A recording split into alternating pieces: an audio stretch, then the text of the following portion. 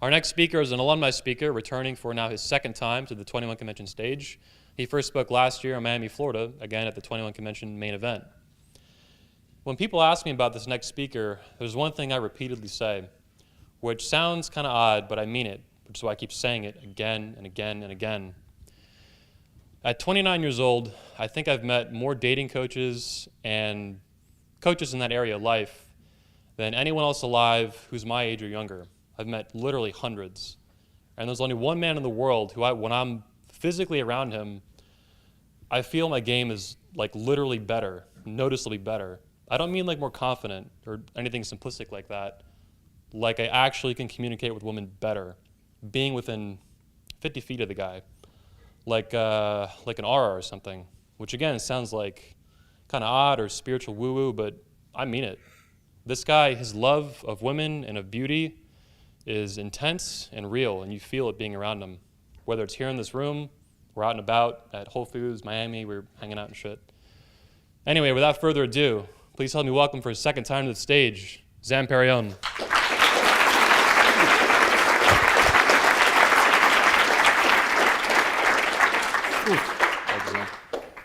Welcome back. Thank you, brother.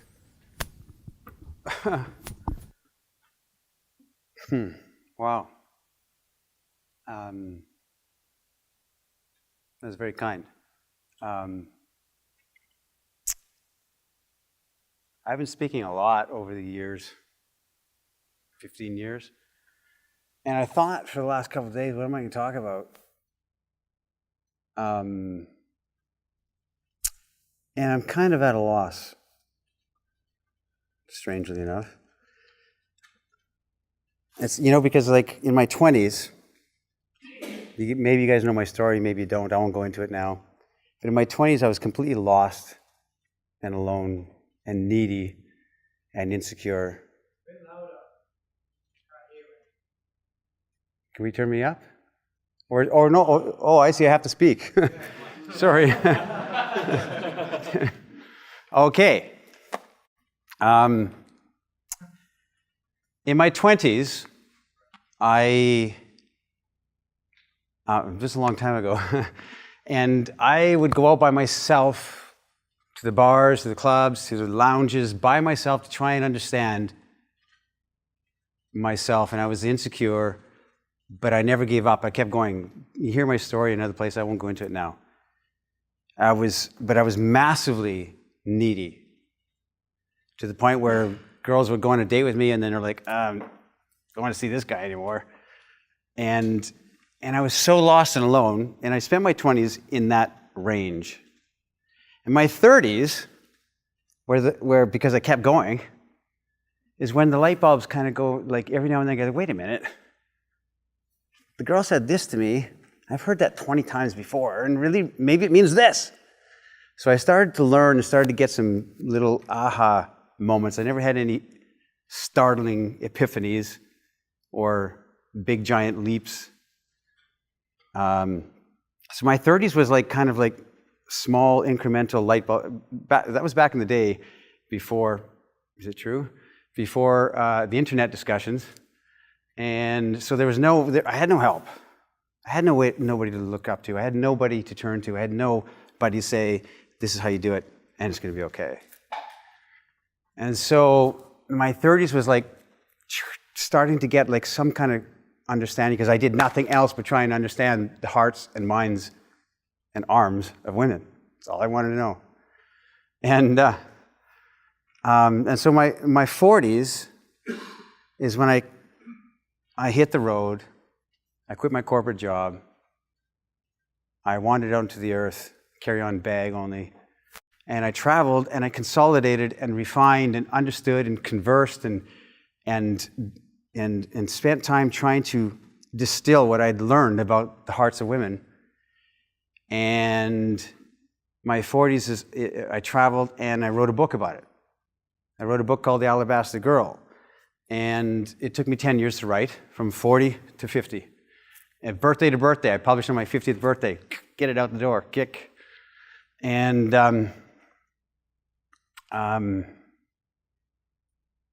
then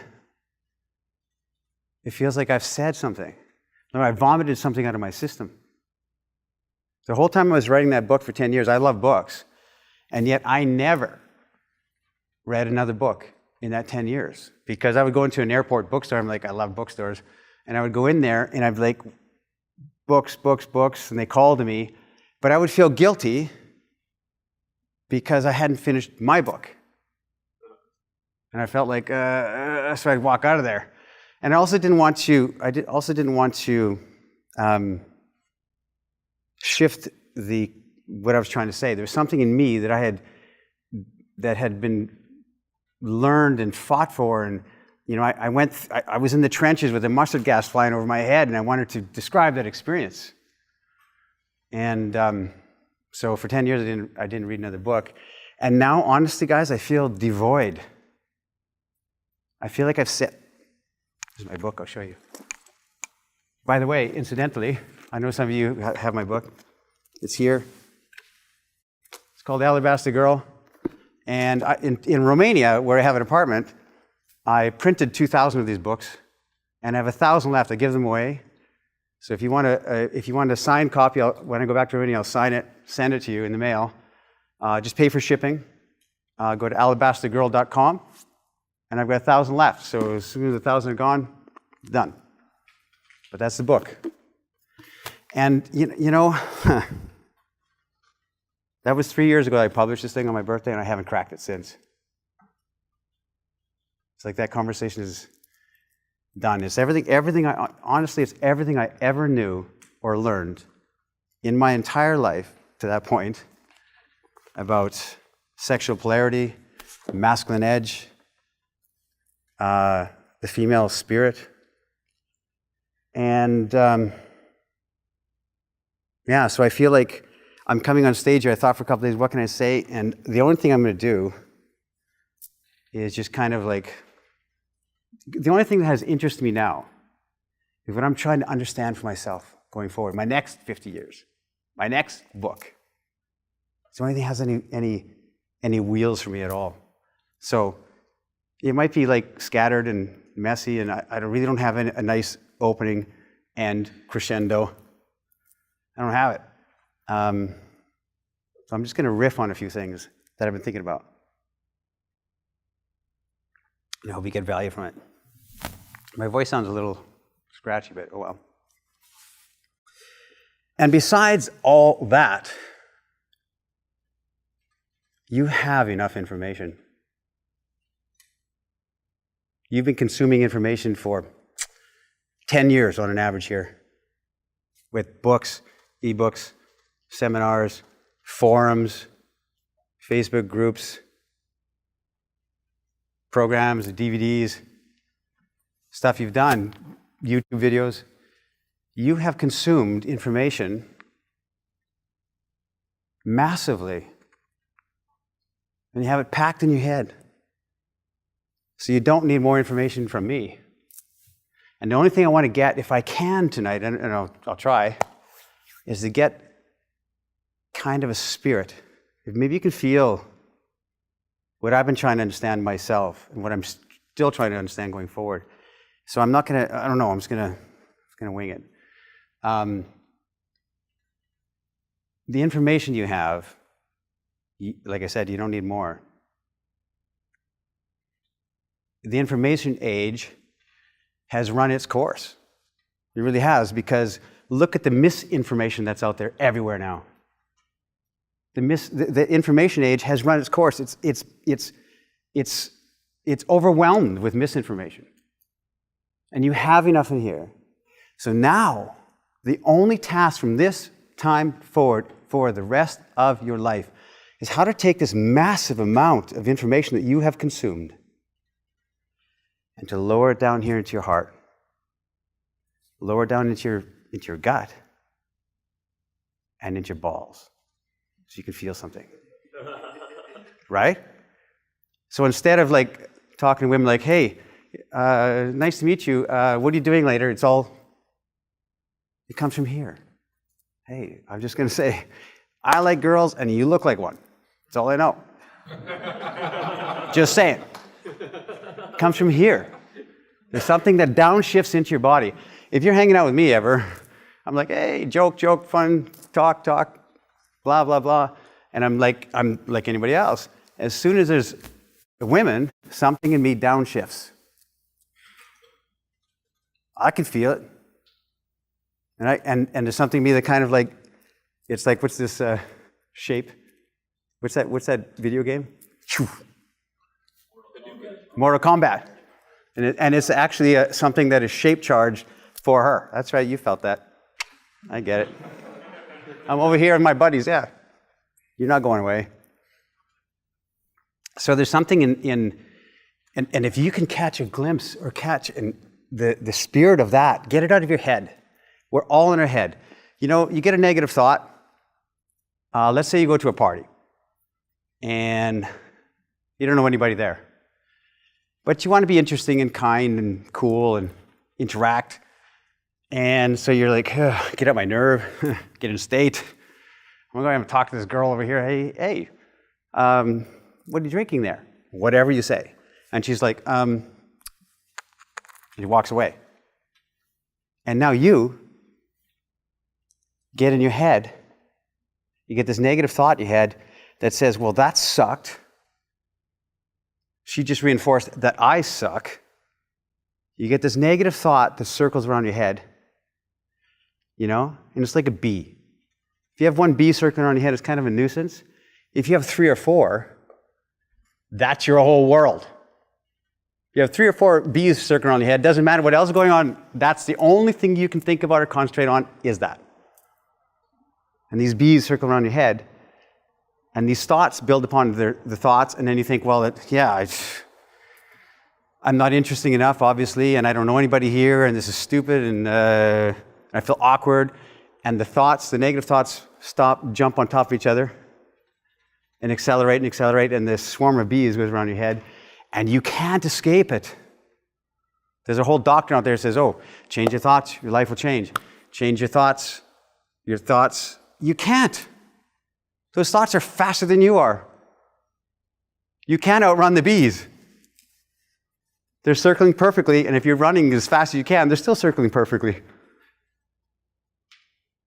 Right? You can't outrun it. So, how then do you take this knowledge you have in your head and downshift it into your body so that now you're speaking from the way you feel as opposed to speaking from the way you think? I feel this. That's all I know. Just saying. How do you downshift it? Oh, that's a good question. I don't know the answer, but I know approximations of the answer. And that is, how would I put words on this? If you want, the information age is done, and we want transformation. We want embodiment. That's what I'm talking about. Take it out of here and embody this knowledge that you've consumed. Embody it here so you can feel it, so the world can feel it. So you move with your belt buckle forward as you walk into a room. Hello, I'm here. Feel that, girls? It comes from here. And something's planted. How do you do this? I'll tell you what's missing from the heart of men. Trying to put words on it. The sense of journey. The sense of journey. Everything with us is a loop. We have a job, we do the job, we get a promotion, and it's just a slightly different loop. We start a relationship with a girl, ends after 2.5 years, and it loops back, we get another girl just like her. And it's this looping energy. And we don't have the sense that we're on a progressive move this way, a sense of journey. The story of stories, Joseph Campbell's hero's journey. That we have a sense of transcendence in that direction. We've got this looping energy. We don't feel like we're progressing, that we have anything to look forward to. You know the feeling you get when a birthday comes around? Think about that. Your birthday comes around again, and you're like, a year flew by. I can't believe it's my birthday again. And everybody's like, happy birthday to you. Blow out the candles, celebration. But you don't feel celebration. Inside, you're nodding your head and smiling, but inside you feel that I'm not here. The anxiety of like, my birthday, the year flew by. And you get this anxiety, this sense of angst here. And it's like, I can't believe the year just flew by and I'm already another year older. And when I'll tell you this, because when I quit my corporate job, you can hear my story elsewhere. I gave 2 months' notice. I was an executive. I gave 2 months' notice after thinking about it for a long time. And it shocked me and scared me. You can't imagine. Because I was going into nothing. And I remember I gave 2 months' notice because I was a senior guy. And I remember in that 2 months, I would lay in my bed and tears would stream down my eyes because I thought, what did I do? I gave up that full ride pension, all the benefits, medical, dental, gave it all up. I walked away from that. What am I doing? And I was scared and like, what did I do? But I've never looked back. And incredibly, because I didn't know that, but the side effect was the birthday comes around again, and it's just another day. You don't feel that. You feel like, okay, it's my birthday.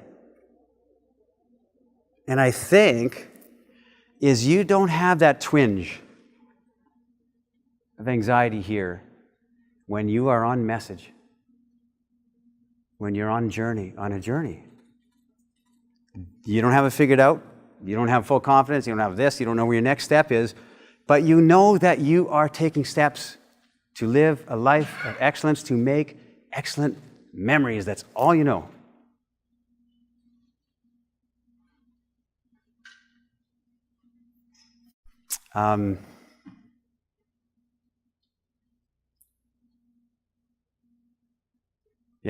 So I guess what I'm trying to say is, if you truly want change, and you do, or you wouldn't be here, if you want transformation, it's going to take everything you've got and more.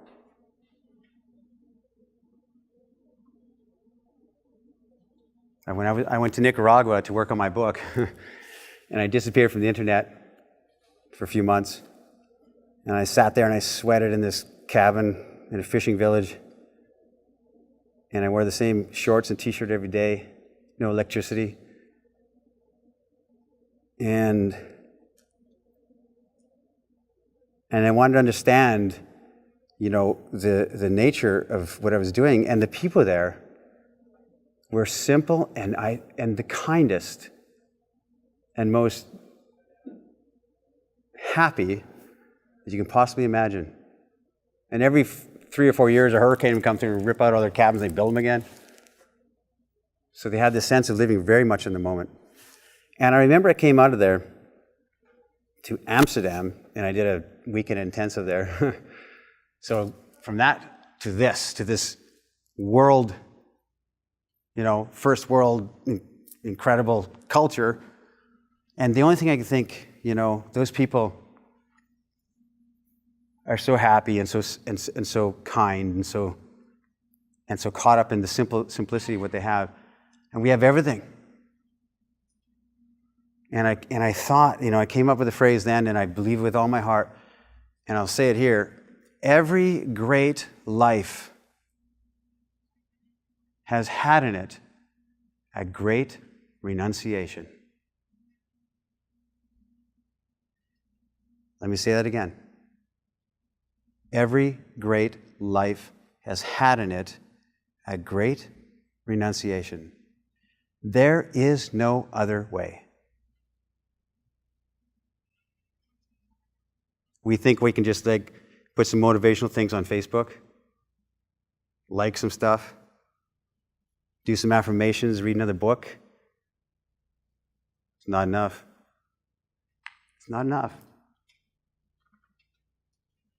And we think, Hugh Hefner just died. And there's a video of Hugh Hefner, an interview when he was 88, so 3 years ago. And what's remarkable about the thing he said about himself, Notes to Self or something it's called. Go watch it if you haven't seen it. And he said, there were moments in my life where I completely reinvented myself completely. I consciously chose to have a new way of thinking, a new persona, a new path. He consciously chose it by sheer force of will. And I believe that you really need to reinvent yourself every decade or so. What do I mean by that? Everything. Everything. Well, Zan, that's irresponsible because I have well, okay.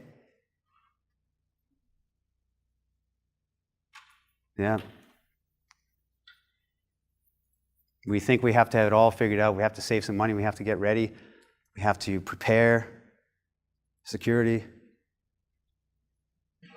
You know, it wasn't too long ago that men just like you and you and you and you and you and you and you and you, not you, and you, not too long ago, that men just like you went to sea in ships.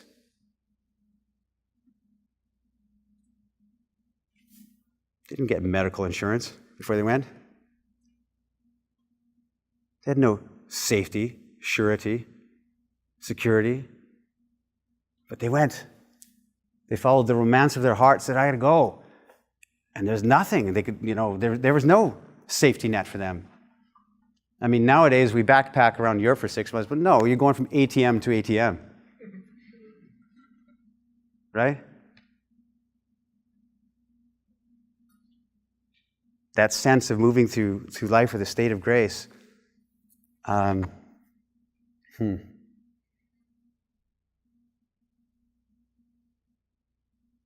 then we say, okay, but I have trauma and I have issues and I have this childhood.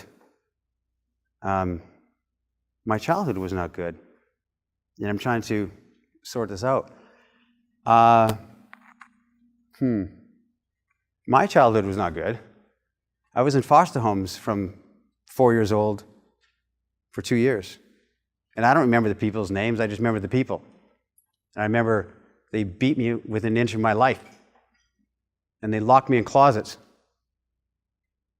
Because I was the babysitter, the closet. I learned how to count to 100 by myself in a closet. Figured it out. Sitting there in a dark closet. I saw violence. One of my first memories in the foster home is a gun pointed at my head. I don't know what happened. Drunken party, I don't know. So, I was a scared kid. And so, what's my point here? My point is this. Has there ever been in all of history good childhoods? In every culture, in every generation before us, there's been daddy's dragged off to war. Mommy can't feed us, so she's not feeding herself so she can give us food. Sister died from some incurable disease that would not happen today. All of childhoods and all of history were nasty, brutish, and short. I think it was Hobbes said that. Right? And all of history. They've always been destructive and trouble and traumatic. And yet we're the only generation that sits and dwells on it, contemplates it, tries to resolve it. I was resolve my childhoods before I can have any forward momentum. All other generations said, yeah, okay, well, I was abused. I was abandoned. I was betrayed. I was hurt. Right? Now I'm going to leave that behind and go and find out what I'm made of. Now, I am not trying to diminish, thoughtful and helpful therapy or counseling. I don't mean that at all. But when we use it as our crutch, as our excuse, as our victim, we're a victim, it's time to put away childish things, and say, no more. Because I tell you, that vile, mean authority figure from your childhood who hurt you in some way cannot touch you now. Can't touch you. You're a man.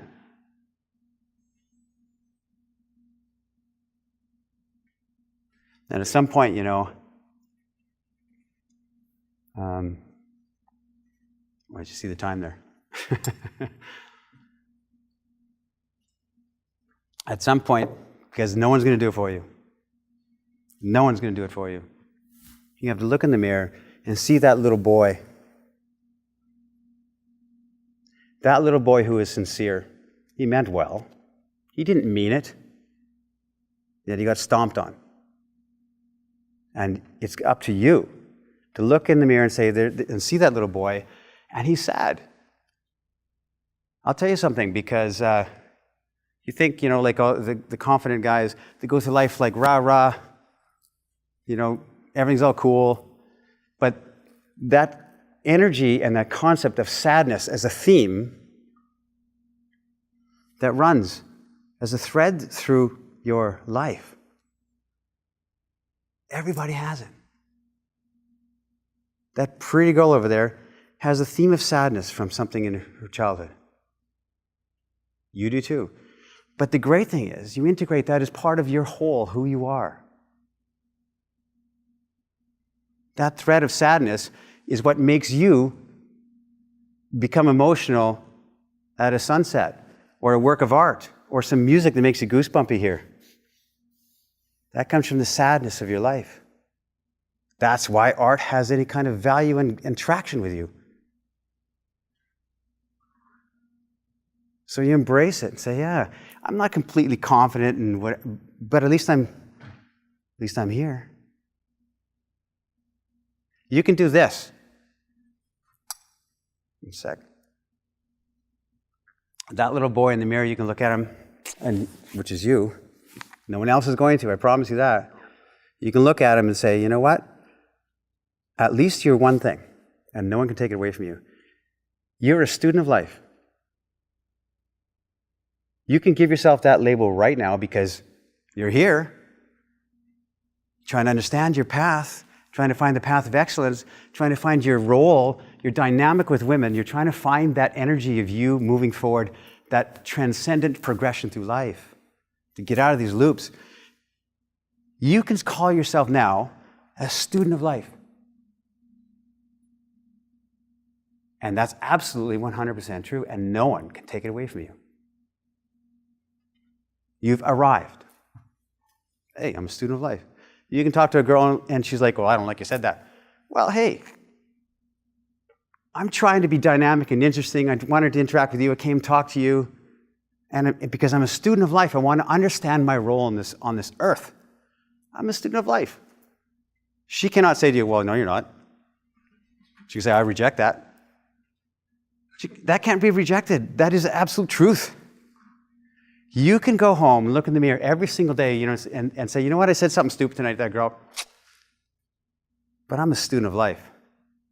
No one can take it away or diminish that from you forever. That's the only thing you need to say to yourself from this point on. And if you have that sincerity, because that little boy in you was sincere. He meant well. And I have the belief that you're sincere now. You really want to have it be engaging, be kind, have somebody to love you, love somebody, be sweet, be cool, be interesting, That's sincerity. And if you have that, and you're sincerely trying to engage, and the girl says, well, you can forgive yourself everything. Everything from your past till now, you can forgive yourself everything. Forgiveness is huge. You can forgive that little boy. It's okay. It's going to be okay. I got you.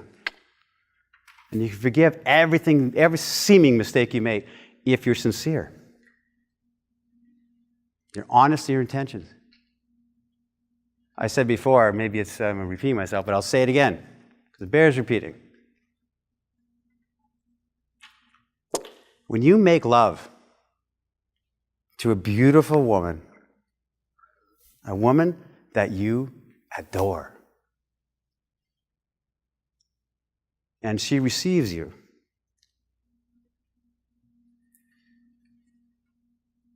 and she takes you in, because make no mistake, I don't care what you're hearing out there in the world, the energy and the divine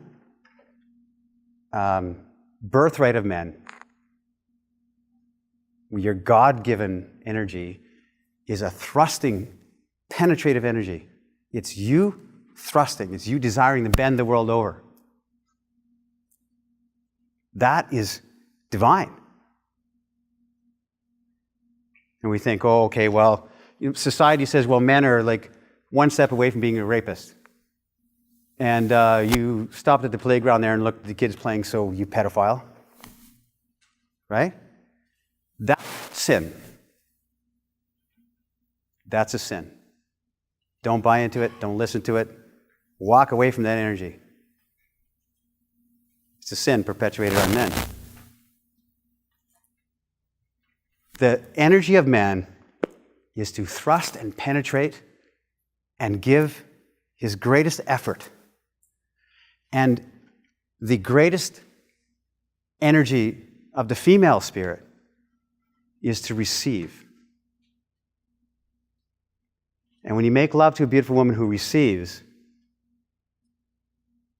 when you first penetrate her, and she's receiving you in the feminine grace, everything in that moment is forgiven. That energy forgives you for all the mistakes, all the hurts, all the things you did in the past.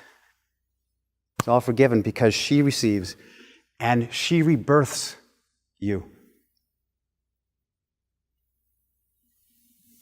Women with that energy, the female spirit, the beauty of the female spirit, the giving, rebirthing energy, they birth you and they have the power to rebirth you. And all is forgiven in that moment. And then we say, wait a minute, I don't meet girls like that. I'm on Tinder swiping. Right? And it's poking in holes and like, right? I get that. I understand. Women have shed the beauty of the feminine spirit, just like men have shed the beauty of the masculine spirit.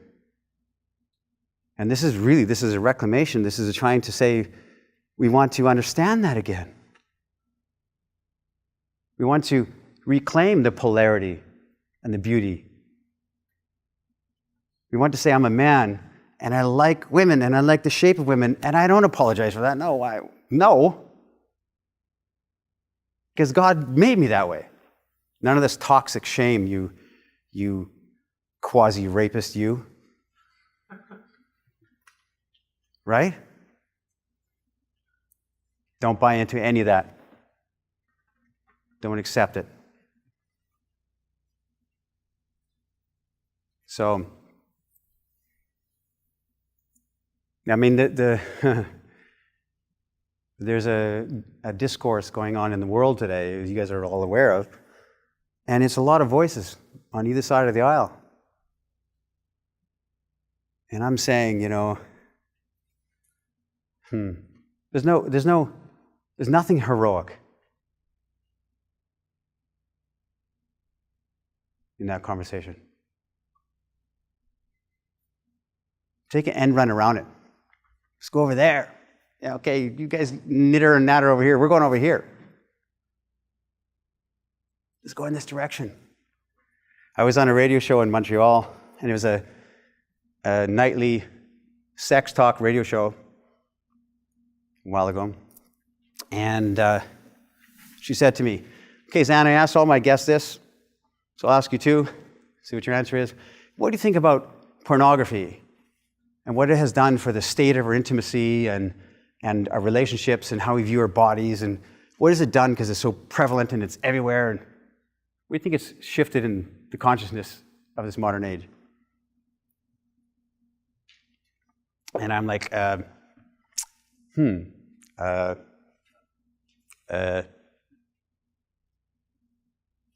don't really have an answer to that. I have no response to that. Now, I'm as aware as anybody that the prevalence of pornography has some impact on the way we view our bodies, the way we view our sexual energy. I get that. However, there's a lot of voices, pro and con, talking about that. You don't need my opinion stacked on top of it. So it's something I just haven't investigated or thought about or spent any time trying. You'll never hear me talk social commentary. What do you think about this and feminism? I don't know. Not interesting to me at all. At all. I want to understand something else. I want to understand what is the measure of a man? What makes us feel alive? What makes us feel like we're moving forward with grace and beauty and energy? What makes us feel like we're treasure hunters? Right? Where's that spark? Where's the joy? Where's the joy in any of it? You see?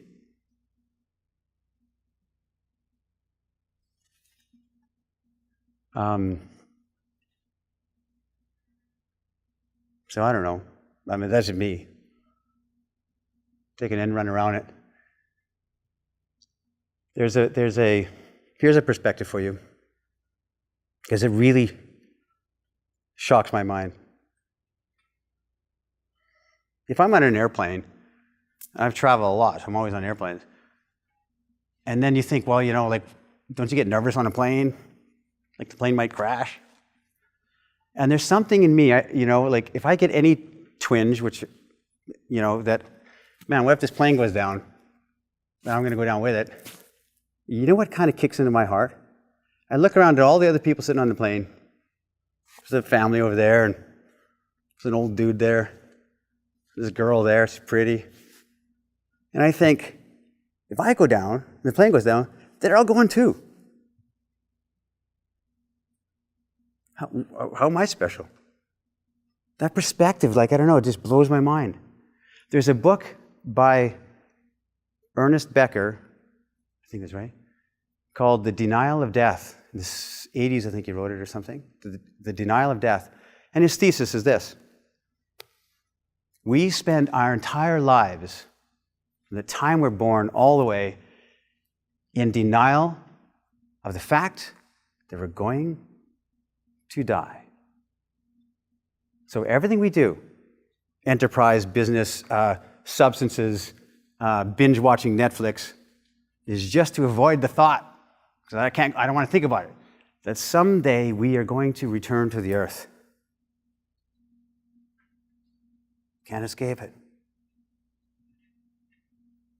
And the other thesis he had was, because, you look at the dual nature of man. The animals are the animals with instincts. A dog, eats, sleeps, humps. The dog doesn't think about the Picasso over there, right? We don't think, we don't know. But we do, we abstract. Locke said, beasts abstract not. And we think in abstract. We think about beauty, we think about our childhood, we think about where we're going to go, what we want to accomplish in life, our hopes and dreams. We think about art, architecture, we think these things. And so we have this illusion that we are approaching the divine.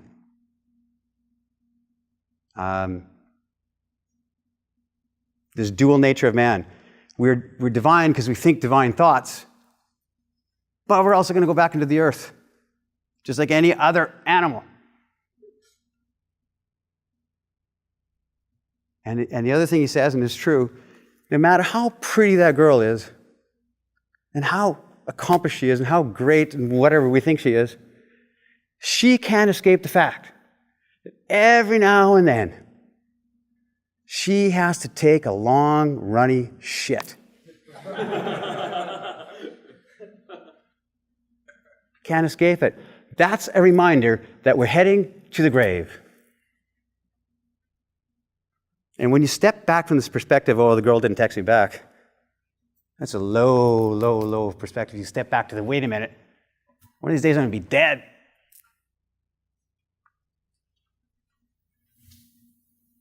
You think on that level, the oblivion of the grave that we're going toward, that's a perspective to have. You know, when I see a portrait, a photograph, for instance, of a young woman from 1890 wearing a feather hat, showing her a little bit of her breast, and she's like smiling at the camera. You've seen these, right? These vintage photographs. I could stare at that for an hour. All I can think is, that pretty girl, if she was here today, be like, wow, she's pretty. 120 years ago, whatever it was. She's young. She's beautiful. She's desired. She has desires. She had talents we don't know about. Maybe she could whistle. Maybe she could knit a nice sweater. Maybe she fell in love with somebody. Maybe she wanted to move to New York City. And none of it matters at all today. Forgotten. All of her talents, all of her dreams, everything mean nothing. And that's us. That's us. 100 years from now, no one's going to remember what you tried to do. So the whole point, I guess, I'm trying to make is fight for that energy. Fight for, like, it doesn't matter. It really doesn't matter. I mean, you in the book Ecclesiastes in the Bible, go read that book. Well, geez, Anne, I don't believe in the fairy tale. Read it. Go read the book. It was written 800 years before Marcus Aurelius and the Stoics came along and said, oh, you know, which is the same thing I'm saying. 2,000 years ago, the Stoics had this idea, which is kind of like a Buddhist thing, which is like, there's no good or bad, but thinking makes it so. That's Shakespeare, right? Doesn't matter. Stoicism. 800 years before that or so, the book of Ecclesiastes said, there's nothing new under the sun. Back then. Vanity, vanity. All is vanity. The writer of the book, King Solomon, presumably, said this, I acquired wealth above all the men of the earth. I had wisdom above all the men of the earth. I had enterprises and companies. I had women. Solomon had hundreds of wives and 1,000 concubines. He was a horn dog, right? He acquired all these things. He had all this above all men. And he said, when I surveyed it all is vanity. Which means, it means nothing.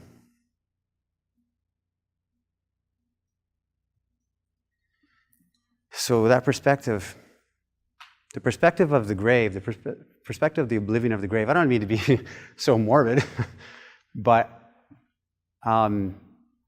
makes you realize, you guys say to me, okay, well listen, Zan, you say head toward the light.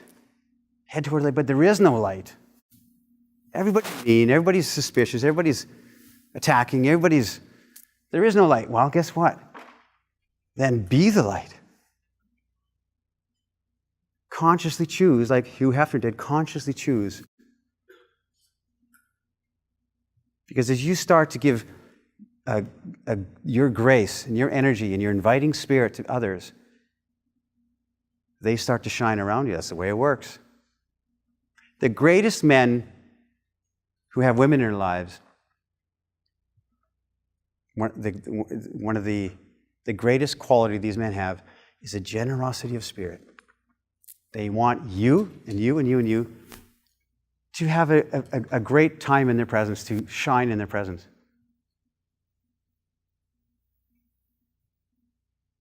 I don't know how many here have been in Romania in my place. I don't know. But my place is always filled with girls. My lovely girl, Diana, and her girlfriends are always there. And we always have like people in the space, play a bit of guitar, hang out, have a glass of wine. And what you'll never see in my place, it's true, I think so, yeah, is you'll never see, like there's 10 people sitting around, you'll never see two people paired off. Like this, blah, blah, blah, blah, blah, blah. Because I won't allow it. Because I want the energy to come to the center. I want you and you and you. So I'll interrupt and say, hey, tell that story you told me earlier today. It was funny. Tell the whole group. It's an inviting into the center so that no one is disincluded. If you're ever near me, and we're in a group, and I see everybody's talking and you're sitting quietly, and no one's engaging you, I'm instantly, come here. Did you meet this girl yet? Come here. You got to meet this girl. Because I know how it feels. I know how it feels to be not included. And I won't allow it near me at all, because I know how it feels. It doesn't feel good. So if you're in a social energy with me, I'm like, hey, this is my buddy. You didn't meet him yet. Come here. Come meet this guy. I'm like throwing everybody to the center constantly. And the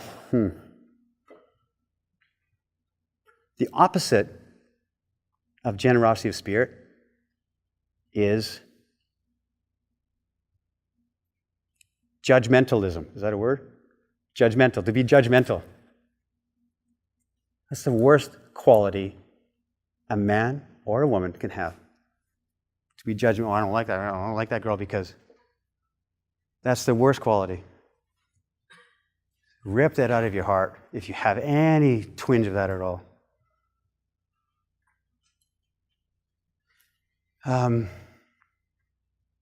So I don't know, guys. Like, I guess I'm pretty abstract, huh? I didn't give you any like concrete, like, then you do this, and then you say, hey. While I hope, like I said, I'm just going to do some musings up here. What I'm trying to understand for myself. Because my next 50 years, the only thing I'm trying to understand is I'm kind of done with the conversation of men and women. Doesn't mean I know everything. It just means I'm kind of like, I spent my whole life trying to understand women. It's all I've ever done since I was 18. I have done nothing else. I had no other hobbies but that. I want to know. I went out wherever women are going to be, I'm going to go there. Buy myself to the mall, buy myself to the bars. I play a little bit of guitar, but just because I thought girls would like it. I did nothing else but pursue the hearts and minds of women I want to know. And I wrote in my book that women have been my teachers. No man ever taught me something, but women have been my teachers. And it doesn't mean that women are enlightened and say, let me tell you something about women. No, women are just as lost as we are. They have no clue either. I learned from women by osmosis, by observing, by, wait a minute, she said this, and I heard that before, and maybe this. And so there's no woman ever actually, said, I'm going to teach you something. Just by observing the dynamic and the rhythm and the flow. Because it is a rhythm and flow. That's why you hear people say, it doesn't matter what you say, and it doesn't. Because if you're from your head, like I talked about earlier, then it's all like, hey, will you like me? Because I have something interesting to say to you, and I got a joke, and will you like me? And it doesn't come from here, which is your grounded, beautiful, lower energy. I'll touch on that. Maybe I've said it before. I'm going to say it anyway.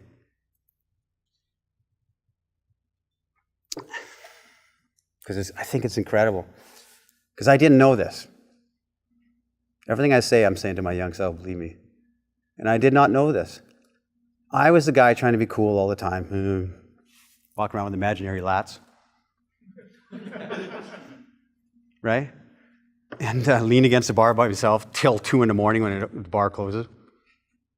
Didn't do anything, too afraid to approach the girls. There's an energy that we put into the world, which is our energy that starts from here, our solar plexus, our heart, whatever chakra, I don't know any of these things. But it comes from here, and it goes up and out into the world. You can feel it. There's a masculine energy that goes like this. It starts from here and flows out into the world. This is you being gracious. How you doing, brother? This is you, hey, can I get you more wine? Can I get your coat? This is you telling a joke. Hey, guys, you're going to love this story. There's a great, charming, beautiful, masculine energy that goes out into the world this way. Up and out. And that's a necessary, excellent, that's empathy, curiosity, humor, all these things. And then from the same center of gravity, you have a lower moving energy. Starts here and goes down and out. And it floats on the floor like bass. Boom, boom. And you can feel it. And it's your desire to bend the world over. It's your dark forest. It's your sexual desire. It's your thrusting nature. It's your mischief. Did I just say that? Yeah, I think I just said that. You better believe I said it. You liked it. It's that. And all of our instruction out there, not all, but 98%, is how to be more this. Toastmasters, how to tell jokes, how to be funny, how to entertain the girls. Hey, girls, I got a question for you. It's all upper energy. That energy is a high energy, it's a necessary energy. But if it isn't counterbalanced by that lower moving vibrational energy that plants into the floor like roots of a tree, you're the nice guy. You're top heavy. You talk to a girl, hey, it was nice talking to you. Would you like to go for coffee sometime? Oh, I'm sorry, I have a boyfriend. I didn't mean it. And we flinch. The Matrix, like this, right? I'm sorry, I didn't mean anything by it. What? Yes, you did. I just thought maybe we could have coffee sometime. I'm sorry, I didn't know you had a boyfriend. Because we're top heavy, we have nothing down here that grounds us, that counterbalances all these great things. Your charm, your beauty, your fun, spontaneity, all these things. And if you're only lower energy, you're a pig. You're a creep. You're invasive. Why would you say that? Why would you do that? Right? Because it's not balanced. And the integrated man is both. Our modern man is this only.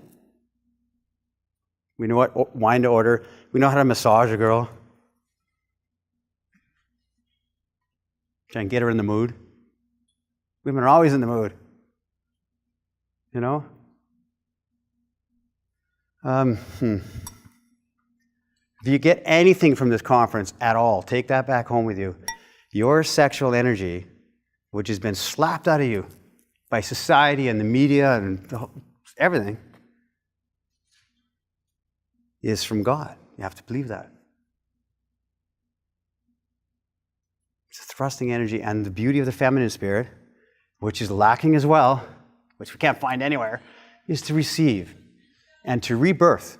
The greatest women are the ones who see the potential in you that you do not see yourself.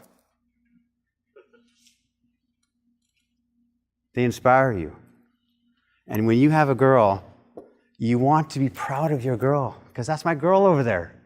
Not proud of the eye candy she is, but proud because that's my girl, and I like her, who she is, what she represents, what she's trying to do in her own life. That's a good girl.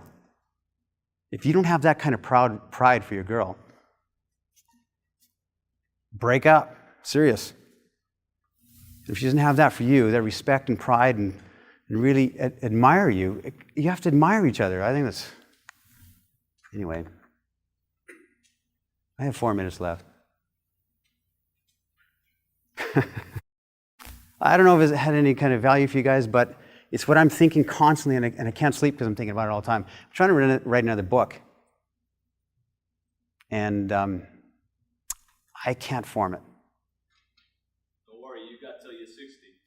That's correct. I like this guy. But I will do it. Like, the world can't end because I got to do this book, so I'm not worried. It'll come out of me. But you know what? It's true, because this book, The Alabaster Girl, just go get it if you don't have it. Okay? And let me know what you think. Let me know what you think about it. It's my life's work. It's 400 pages.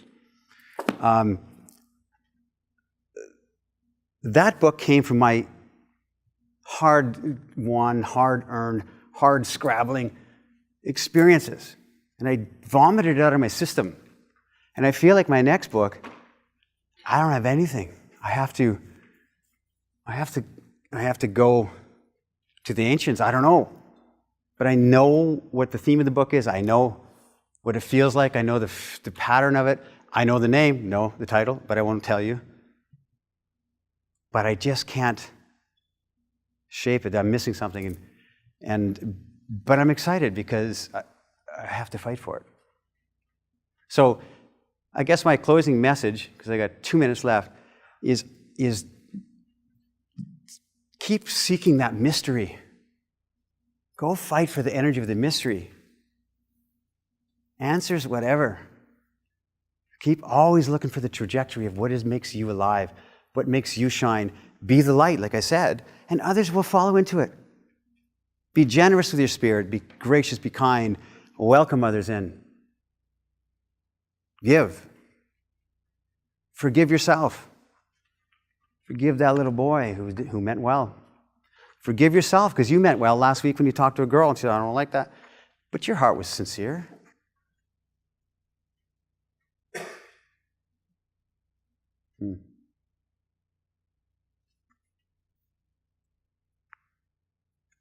I guess I'm done.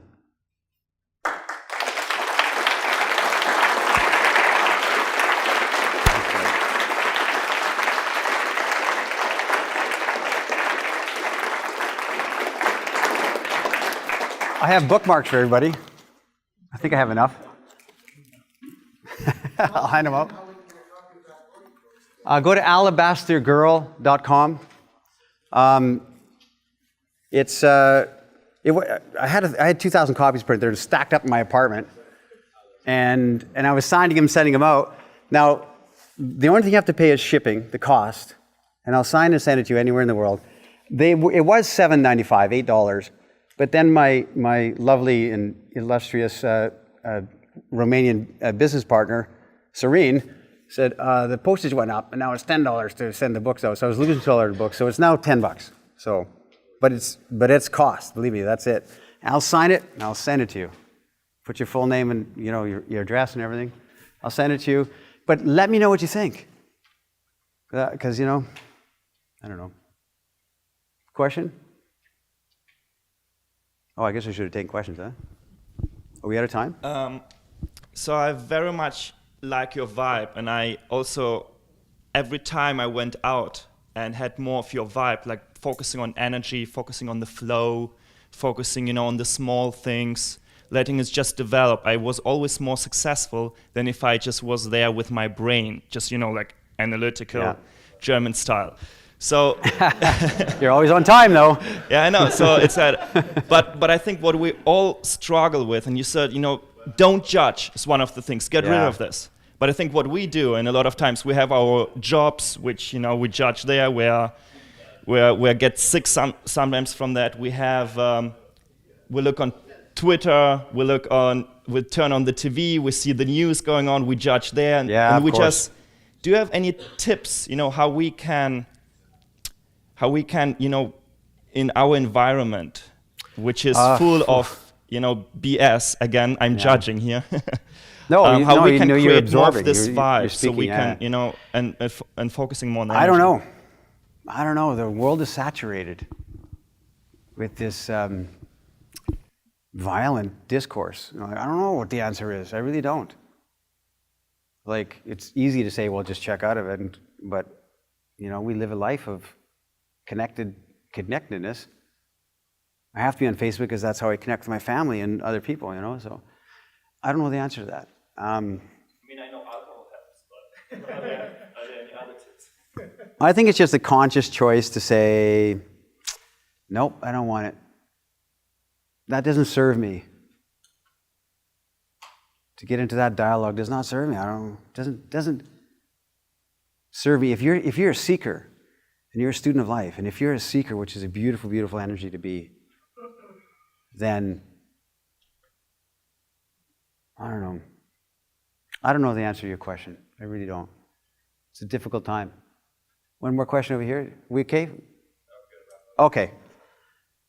Thanks, guys. Appreciate it. Thank you. Take care.